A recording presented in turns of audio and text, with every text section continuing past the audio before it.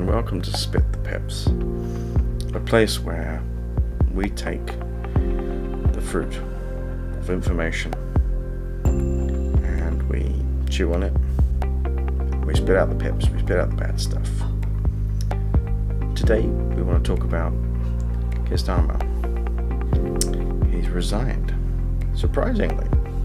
A great and glorious leader, Keir Starmer, has decided to leave. Here's what he had to say on the subject. That is why I will resign as leader of the Labour Party. I have spoken to His Majesty the King this morning to inform him of my decision. I will ask the National Executive Committee of the Labour Party to set out a timetable with nominations opening on the 9th of July and completed by the summer recess. It's interesting, considering that the next person in power could be Mr. Andy Pandy, as I like to call him. It's interesting, Mr. Andy Pandy, because Andy Pandy likes to change his tune, especially in regard to some policies like Brexit, for example. That's one thing. Here's a clip from the past, what he said in the past.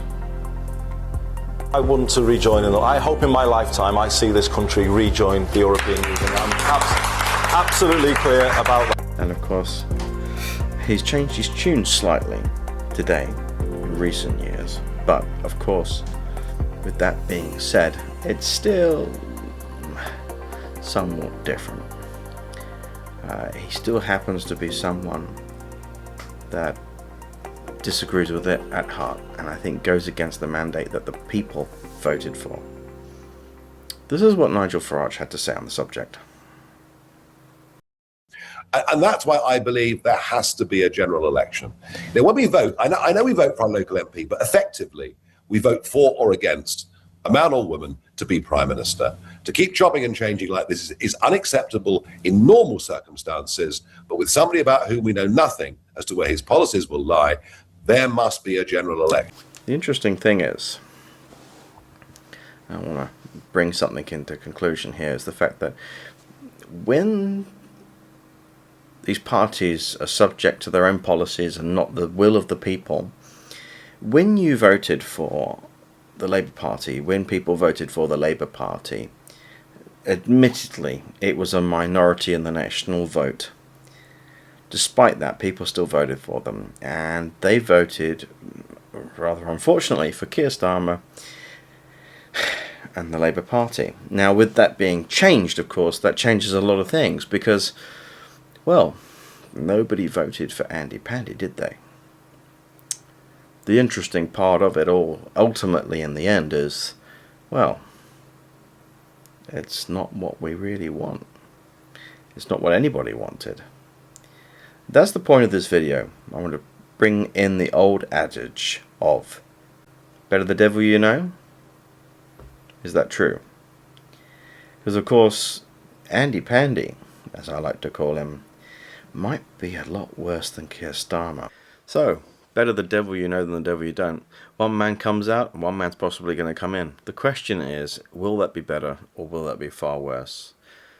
By all intentions and all possibilities, I would argue no. The interesting fact to note is, and I want to go off on this one a little bit, is the policies that are in place probably will still carry on in the same way that they were all along. Remember that old poem during the Second World War? First they came for the communists, but I did not speak out because I was not a communist.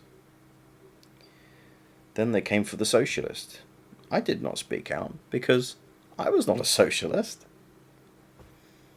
Then they came for the trade unionists. But I didn't speak out because I was not a trade unionist. Then they came for the Jews. And I didn't speak out because I was not a Jew. And then they came for me. And there was no one left to speak out for me. Well, folks, that's the possibility of what we're going to have here today. We're talking about housing. Yes, that's right. I know it's a strange thing to talk about, but housing. Yes. Now, many of us would agree that the idea of taxing the rich makes sense. Plausible, possible, good even. Well, that might not be quite so. Let's just think about it this way. First they come for the rich. First they come for the people that have the £2 million houses. But who's next?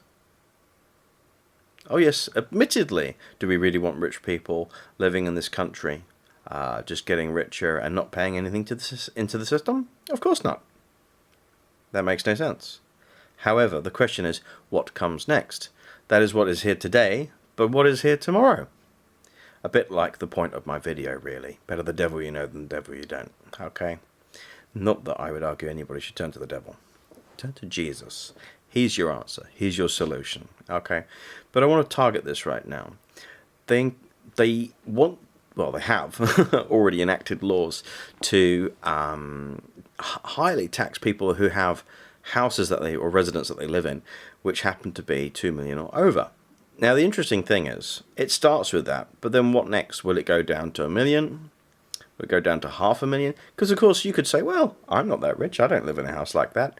Why should I say anything? It doesn't matter to me. Well, it will do when one day they target you.